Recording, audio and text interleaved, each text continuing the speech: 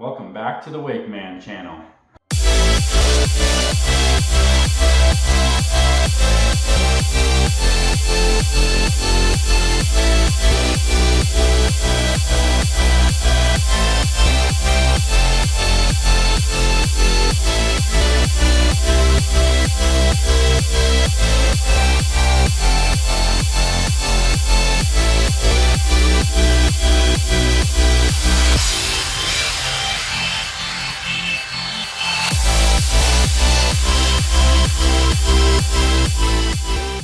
Alright, so I think this is going to be the first video in a long time that I haven't told you to go over and enter the surfboard giveaway, because I think it's highly possible that by the time this video is published, I will have reached 1,000 subscribers, and if not, it'll be very close. So what I'll do in this video is just let you know that there will be a live video coming up. I will schedule it and I'll premiere it, which means that if you're a subscriber or if you have the bell on so you get notifications, that you will be notified of when that will be scheduled for.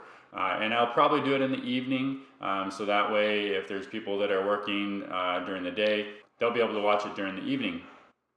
So pretty excited to pick somebody to be a winner after having this drawing going for almost a year and a half. Alright, so today's video is the 8th addition to my trick tip series. And my trick tip series is all about providing you those big tips that helped me to get over that hurdle of nailing a trick for the first time. It's not going to be so much of a tutorial of a step-by-step, but more so providing you with those tips that I felt were most important to help me nail the trick for the first time. But I will be providing some links in the description below to some other videos that I felt were good tutorials for this same trick, and I've actually used myself on several occasions. So today's trick tips are going to be for jumping wake to wake. This trick tip video was requested by Bryant Jess. So thank you for commenting, Bryant Jess. And for everybody else watching this video, just make sure that if you want to see me do trick tips on a particular trick, that you leave a comment below and tell me what that is, and there's a good chance that it'll be in an upcoming video if you do so. It obviously has to be a trick I can do though. Jumping wake to wake is a very basic trick, obviously, but it is probably the single trick in wakeboarding that ignited my passion. The first time I was able to land wake to wake, it really opened up the door for me. I realized how great it could be and how great of a feeling it is to hit a trick for the first time wakeboarding. So I've got several clips I'm going to take you through with different approaches on how to jump wake to wake for your first time. But I'm going to provide you with some key tips on how to make that happen.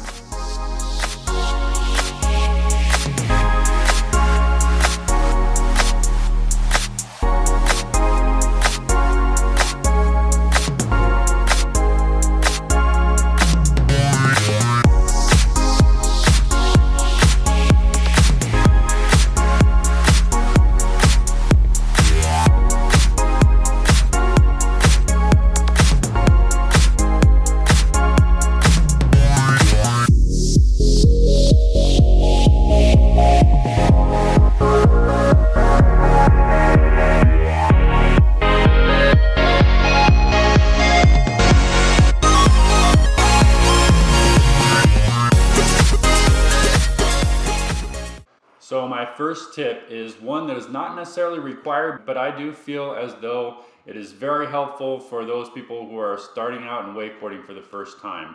And that tip is shorten your rope and slow down the boat. Okay, I'm going to refer you back to one of my earlier trick tip videos. I'll put a link right above me. And that talks all about slowing the boat down and shortening your rope. What that's going to do is make it easier for you to get wake to wake for your first time, and it's going to lighten any impact. So if you take an edge or a wreck in any way, it's going to be much less painful, if it's painful at all. So it just helps you overcome that fear. Now again, that's not required. So in other words, if you are not afraid at all of hitting the wake, don't worry about slowing down. But it is important to make sure that you're not trying to jump the biggest, widest wake ever. You want to make sure that your wakes are appropriately set apart. I can tell you that I normally ride at 20.8 miles per hour, and I think around 65-foot rope length. It might be slightly longer than that. But if you slow down, you could go 19 miles per hour and maybe go 60 or even 55-foot rope length.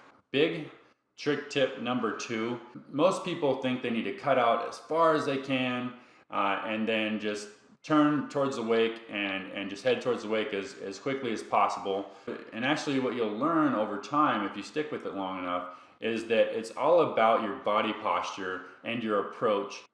You can actually jump wake to wake without sitting down as you go into your approach at all. You can actually completely stand up from cutting out and then cutting back in and taking off. If you were to keep the handle in the appropriate spot and keep standing up all the way through that, you would get great pop, and the only other thing you'd have to worry about is your edge. It is pretty common that if you're just trying to jump wake to wake, that your edging has some problems. So I'll mention a common mistake for beginners trying to jump wake to wake, and that is a lot of beginners might try to jump wake to wake toe side for the first time, which means you're leaning on your toes, you have the rope across your chest, and cutting in on your toes to try to jump wake to wake for the first time. And the reason why you're probably doing that is because initially it feels a little more comfortable to jump from that position. But the fact of the matter is it typically takes people much longer to figure out how to cut in with a progressive edge and from far enough out on their toes. So it's typically going to take you much longer to figure out how to jump wake to wake on a toe side edge. So that means you probably should be attempting your first wake to wake jump on your heel side edge, which means that you're going to be leaning back on your heels and cutting into the wake. So I'll give you a tip there, not necessarily a huge tip, but I'll give you a tip on how to cut out on your toes really far. The reason why I think it would help you to be able to cut on your toes really far is because typically if you're trying to jump wake to wake for the first time, you're struggling getting far enough out to have enough time to set up coming back in.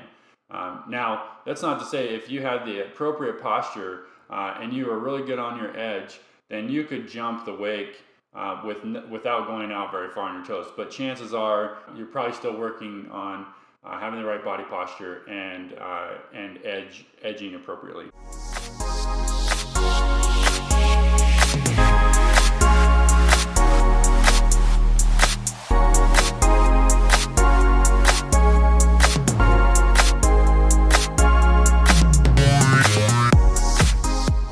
Don't be afraid of accidentally going to the flats, because I promise you that if you hit the back of the wake, it's going to be much more of an impact than if you were to go anywhere outside of the wake.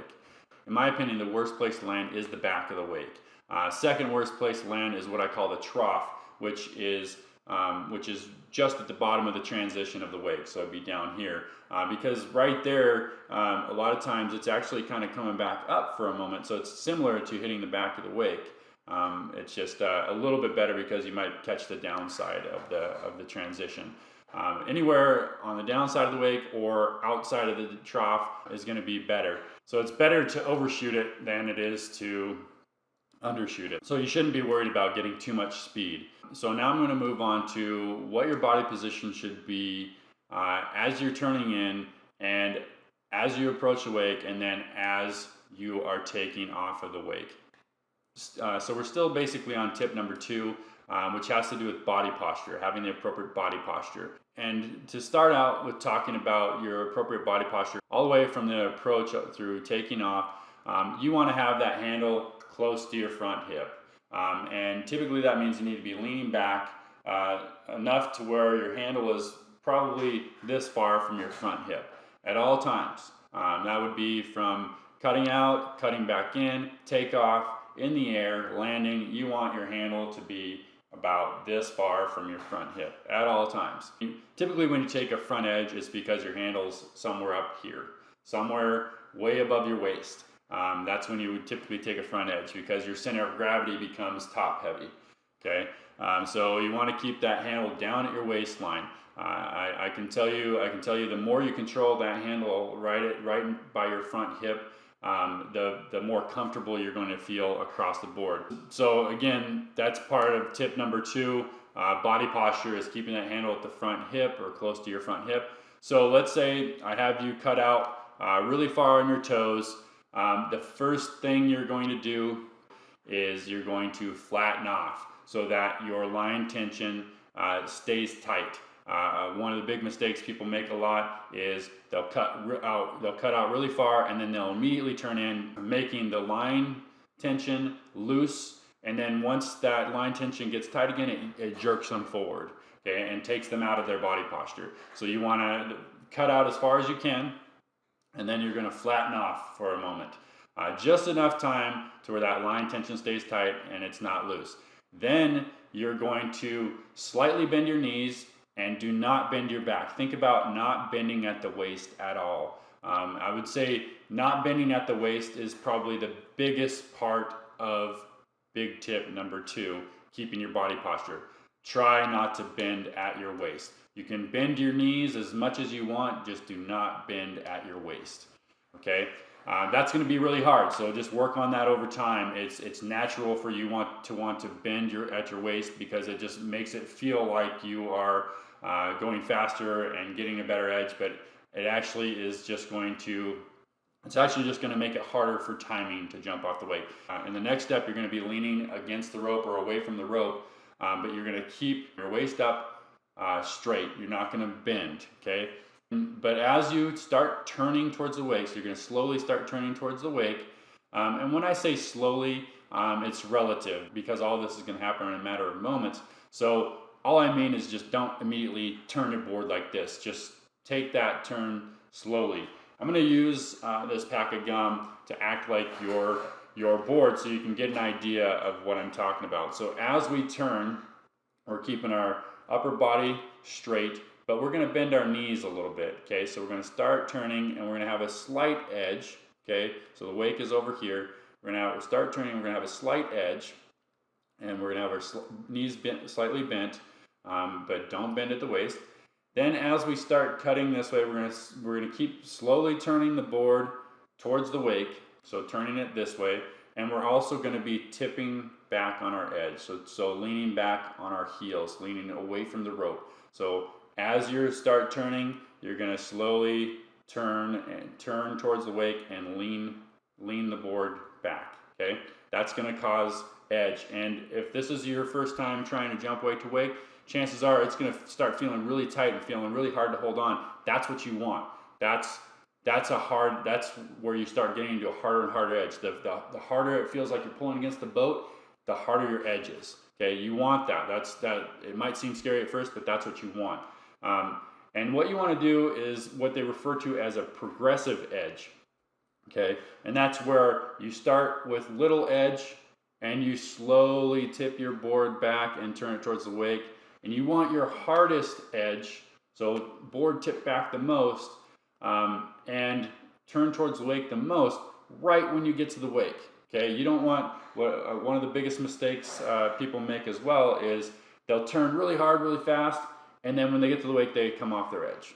Okay, you want to try to focus on turning slowly, getting your edge slowly, and try to have your hardest edge at the wake. Okay.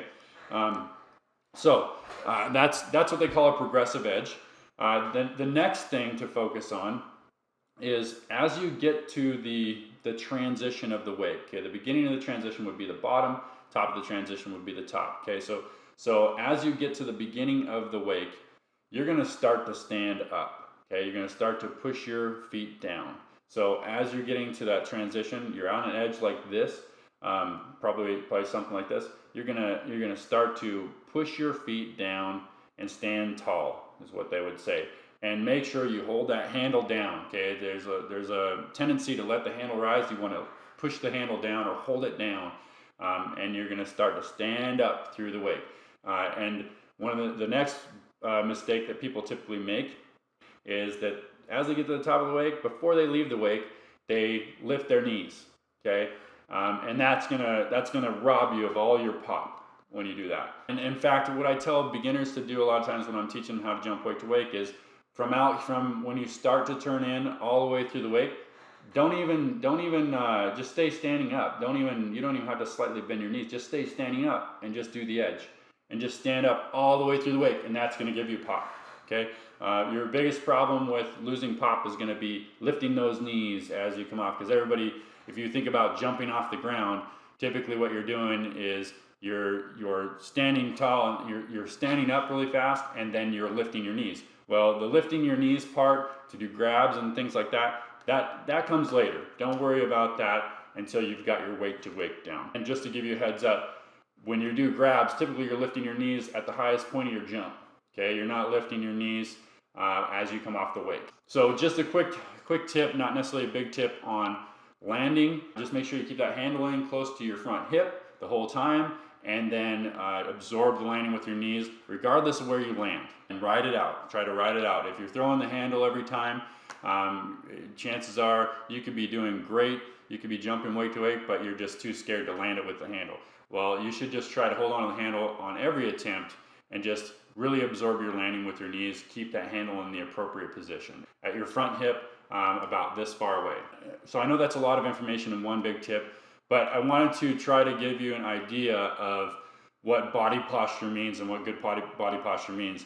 So big tip number 3 is really less about skill and honing your skill. I just want to tell you to be persistent and make sure that even though you might be afraid of a wreck, we all are. There's very few people out there that have absolutely no fear, but the more you try this, the more you're going to overcome that fear, and you should just keep trying it and just try to keep on holding on to the handle. As long as you keep it in close to your hip and control that handle, and keep your body posture appropriately, absorb the landing with your knees as much as possible, then you're going to get better at this over time. And after you start landing weight to weight, then you can take it to a higher speed and a longer rope length, something that I do with every new trick I get. But that's up to you. If you like doing your tricks at 19 miles per hour and a shorter rope length because they don't hurt as bad, good for you. There's no problem with that. I have absolutely no judgment about that. I've learned most of my tricks that way. So I think that I think that so long as you're doing what you need to do to have fun with the sport, then that's great. So that's it for this video. Thank you for watching. If you enjoyed the video, please give it a thumbs up. Make sure to comment on whatever tricks you want to see or any thoughts that you have, or maybe to provide tips on this trick for other people that I didn't provide. And if you're new to the channel, please subscribe and hit that notifications bell so you can be notified of my future videos. I'll see you next week.